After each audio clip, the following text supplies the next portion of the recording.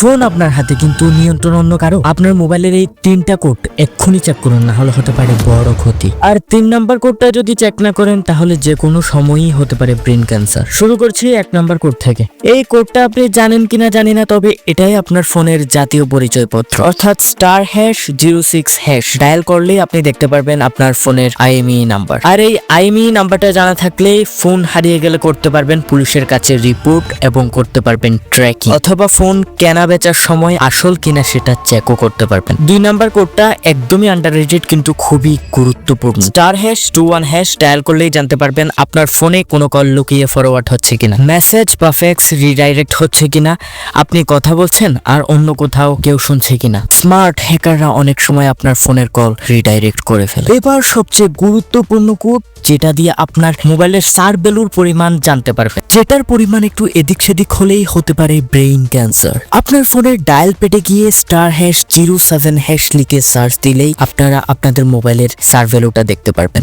আপনার মোবাইলের সার ভ্যালুর পরিমাণ যদি 1.6 ওয়াট পার কেজির নিচে হয় তাহলে সেটা সেফ, আর যদি এর বাইরে চলে গিয়ে থাকে তাহলে এই মোবাইলটি আপনার জন্য বিপজ্জনক। বাট একটা কথা সব সময় মনে রাখবেন, বাইরে যতটাই প্রোটেকশন দেন না কেন, চাবি যদি চোরের হাতেই থাকে তাহলে চুরি হবেই।